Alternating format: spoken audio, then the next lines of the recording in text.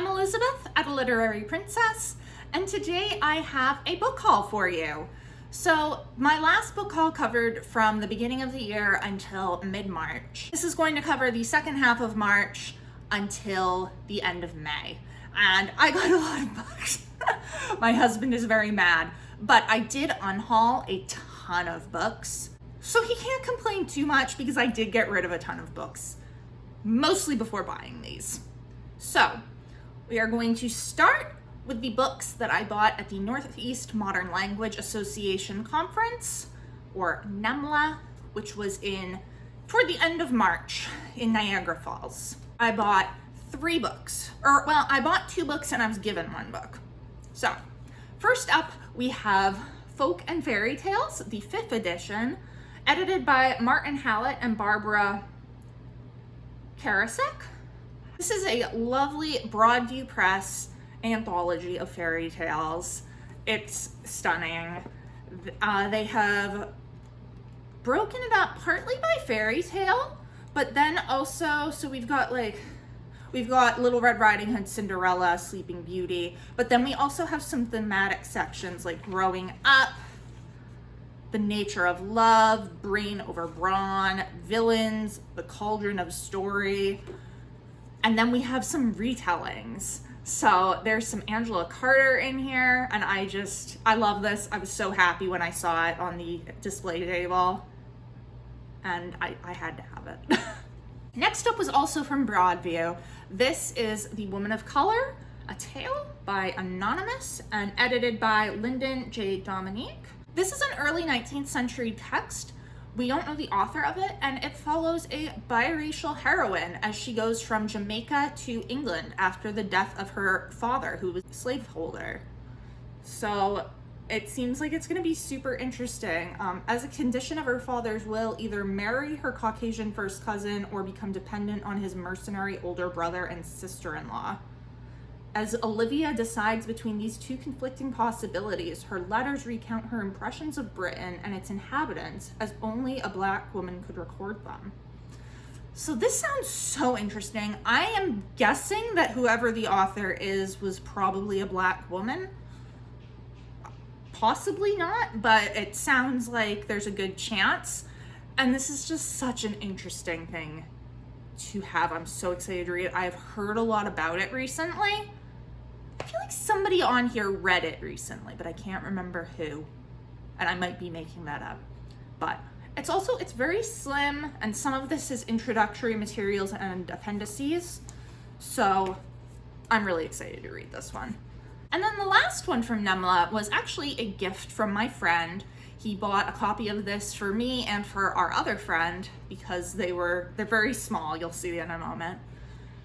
This is Witches, Midwives, and Nurses, A History of Women Healers by Barbara Ehrenreich and Deirdre English. And it's just this tiny little book. It's so cute. I don't know who published it. Active Distribution. I am not familiar with them. But our other friend that he got this for is very interested in medical humanities, and particularly through a feminist lens, and he knows that I do feminist theory, so he thought that we would like this. And it's very cute. It'll be very quick and easy to read, I expect. And yeah, it's just so cute. Next up was the second book that I bought myself as a celebration for finishing my qualifying exams. And this book has already been shown extensively on this channel because I read it fairly quickly. This is The Secrets of Hartwood Hall by Katie Lumsden, YouTube's very own Books and Things. I loved this. It was so great. This beautiful edition. I'm gonna show off the end papers because I'm in love with them. I mean, I want that wallpaper. That's amazing wallpaper. I love it. Anyway, I specifically ordered the UK edition because I thought it was prettier, which meant I had to wait a month to get it, but that was absolutely fine with me. It was well worth the wait. I liked this book so much. Okay, the next 3 books are books that I got for free because my friend, the one who gave me Witches, Midwives, and Nurses book, is leaving us. He is moving back to Washington State, where he's originally from, so that he can be with his girlfriend. And I'm very sad, and so is my husband, because they were also very close. But he did not want to bring a lot of stuff with him, so he was giving away all his books. So naturally, I went and looked to see what I might like. And I only took 3 because he's a science fiction guy, so there's a lot of stuff that I was like, nah, I'm not really into that. But these 3 did look really good. First up is Wilding Hall by Elizabeth Hand. This is a modern gothic story following, I think it's a band. Yeah, a British acid folk band as they end up staying in Wilding Hall, which sounds like it's going to be a haunted house. I'm pretty sure I have read an Elizabeth Hand book before. I think it was Illyria, and I really liked it. So I'm expecting to really enjoy this. And my friend actually took it off the shelf and said, I think you will really like this. And he knows my taste. So, gothic, yay. And then next is Always Coming Home by Ursula K. Le Guin, an absolute giant of the fantasy genre. I have actually only read 2 things by Le Guin. A Wizard of Earthsea, the first book in that series, and then a short story, Those Who Come Out of Omlios, or something like that. It was really disturbing. But Le Guin is a great writer. I just never really was interested enough in the Earthsea series to continue on. This, however, is apparently like a very kind of experimental. It says, a rich and complex interweaving of story and fable, poem, artwork, and music. It totally immerses the reader in the culture of the Kesh, a peaceful people of the far future who inhabit a place called the Valley on the northern Pacific coast. So it sounds really interesting. And again, it's one that my friend took off the shelf and said, I think you'll probably like this. And I trust his judgment. And of course, Ursula K. Le Guin is known to be an amazing writer. So I don't know when I'll get to it because it's a little bit chunky, but I'll get to it eventually. And then finally, this is American Philosophy, a love story by John Cagg, I guess is how that's pronounced. Butters, please don't chew on mommy's books. So this was just a random one that I grabbed because I was like, it sounds interesting. I don't really know much about it. Let's read the back. A dispirited young philosopher is at sea in his marriage and his career when he stumbles upon the abandoned library of William Ernest Hawking, one of the last true giants of American philosophy, was a direct intellectual descendant of William Jones. Not only does Hawking's library contain handwritten notes from Whitman and inscriptions from Frost, but there are startlingly rare first editions of Hobbes, Descartes, and Kant. I'm not super into philosophy or anything. I've actually always found it a little over my head, but this sounded really interesting, and I love a book about books and a library and looking through archives and stuff like that. So this sounded interesting. I figured I'd grab it, and then if I don't like it, I can donate it when I'm done with it. These next 2 are from Thrift Books, and this first one is a picture book. This is The Sleeping Beauty, retold and illustrated by Trina Shart-Hyman. I reread her Snow White in April, I guess it was.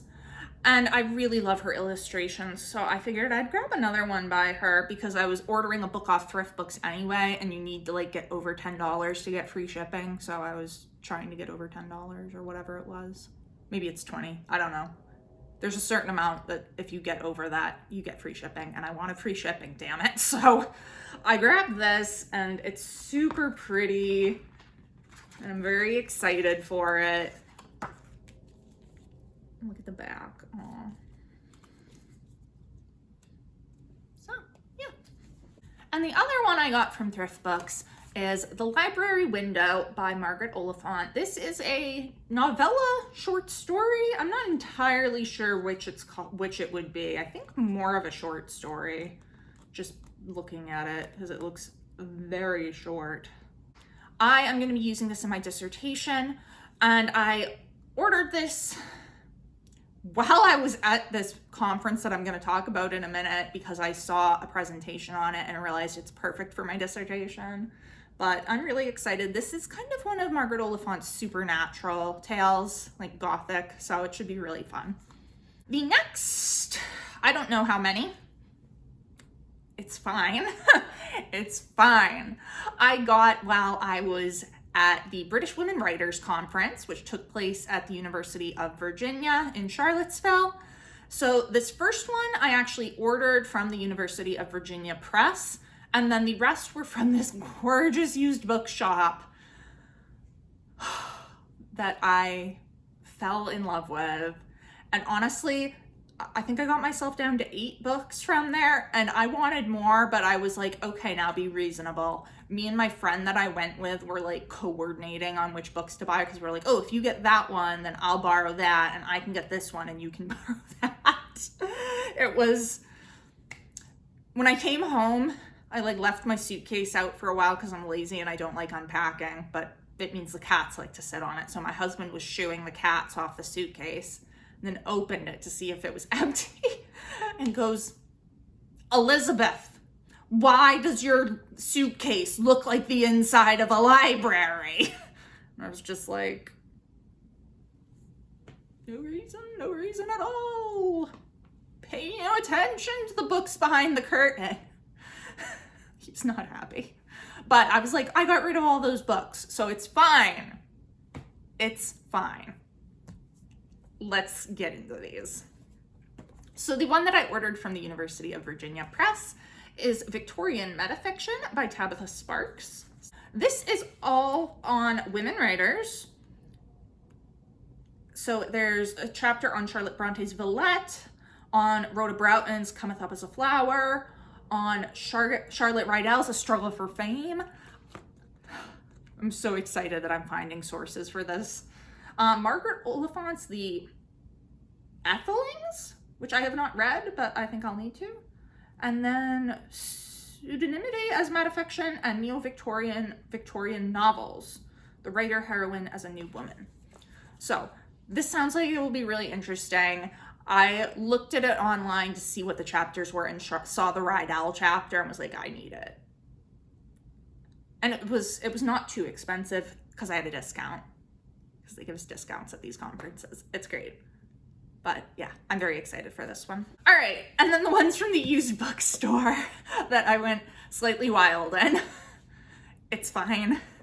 First up is To the Lighthouse by Virginia Woolf. I read Mrs. Dalloway earlier this year and late last year as well, and really fell in love with Virginia Woolf, even though I'd originally not liked her. So I was, looking for more Virginia Woolf. I have Orlando already, and then I saw they had this copy of To the Lighthouse, so I decided to grab it. Got a chunky one. This is Camilla by Frances Burney.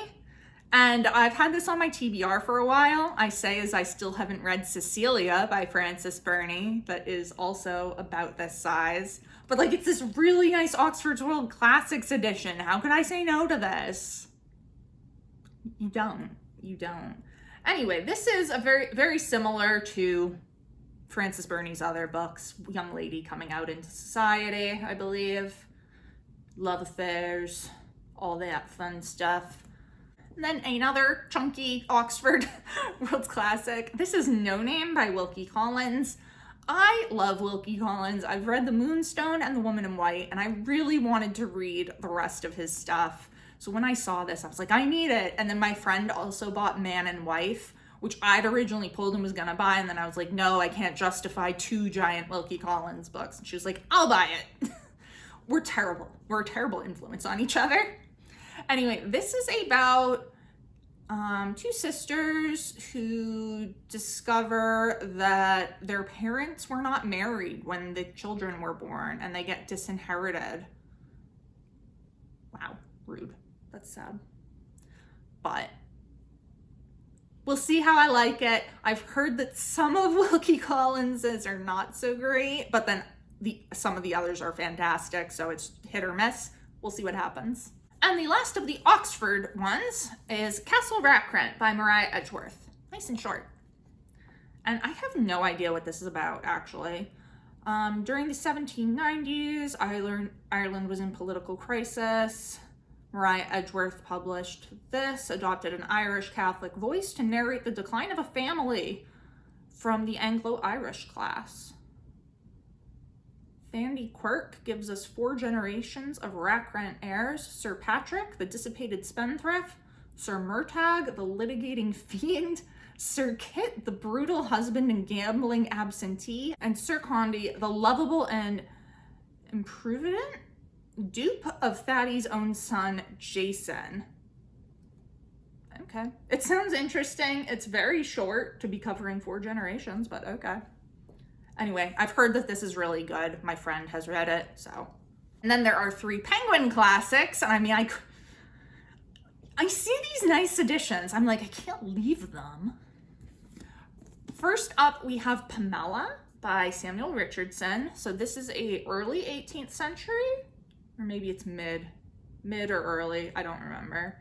But it follows Pamela Andrews, alone and unprotected, and relentlessly pursued by her dead mistress's son, Mr. B. She holds out against his demands and threats of abduction and rape, determined to defend her virginity and abide by her own moral standards. Oh boy. I've heard this as like kind of a Cinderella story, but it sounds a lot darker than that. Anyway, I'm trying to widen my 18th century knowledge, because I know like the end of the 18th century, but like early to mid is more foggy for me. So I'm trying to brush up on that because it will be good on the job market. And also I am interested in these books. So yeah, Samuel Richardson was a big name. He also wrote Clarissa, but Clarissa is like even bigger than Camilla down there, and they did not have a copy anyway. Or I probably would have bought it. Next up, we have Thomas Hardy's The Return of the Native. Look at this. This doesn't even look red. Oh, beautiful. Anyway, this follows the tempestuous Eustacia Vi, who passes her days dreaming of passionate love and the escape it may bring from the small community of Egdon Heath. Hearing that Clym Yeobright is to return from Paris, she sets her heart on marrying him, believing that through him she can leave rural life and find fulfillment elsewhere. But she is to be disappointed because Clym has dreams of his own and they have little in common with Eustacia's. Hardy always goes for these names that are just like, what? Anyway, this sounds really good. I've loved all the Hardy I've read, so I'm excited to read this. And then the last of the Penguin classics is Sylvia's Lovers by Elizabeth Gaskell. This is one of Gaskell's lesser known ones, I feel like. I've also heard that it's pretty depressing, but let's see what it's about. Oh yeah, she called it the saddest story I ever wrote. All right, Gaskell. In the 1790s, the Yorkshire seaside town of Monkshaven is disturbed by the arrival of the press gang who came to seize and ship their captives abroad to fight in the Napoleonic Wars. In this atmosphere of unease, Sylvia's Lovers portrays the rivalries of 2 men, the sober tradesman Philip Hepburn, who has been devoted to his cousin Sylvia since her childhood, and the whale ship harpooner Charlie Kinraid, who is gallant and charming with a reputation as a light of love with women. Sylvia's tragedy, vividly and movingly dramatized, is to love one of these men but to marry the other. Damn, that sounds really depressing, Gaskell. Oh well. And then the last book that I bought is Albert Camus' The Stranger, except it is in French. This bookstore had an entire French section. I was so excited. So this is L'Étranger, and it has both the book and this little bref histoire illustrée de la publication de l'étranger d'Albert Camus. So a brief illustrated history of the publication of The Stranger by Albert Camus. And yeah, they're not wrong. It's good illustrations. It's cute. So I have been working on my French to try to get it up to a place where I could read it, and I figured that grabbing a book in French would be a really good start. I looked through the whole section, and this is the one that I was really the most interested in. I read the first page, and I was actually able to understand the first page, so that was really exciting. But yeah, I don't know if I'll read this year or wait until next year when my French will hopefully be even better, but maybe I'll read it this year. We'll see. Anyway, I was super excited for it, and it's such a cute little copy.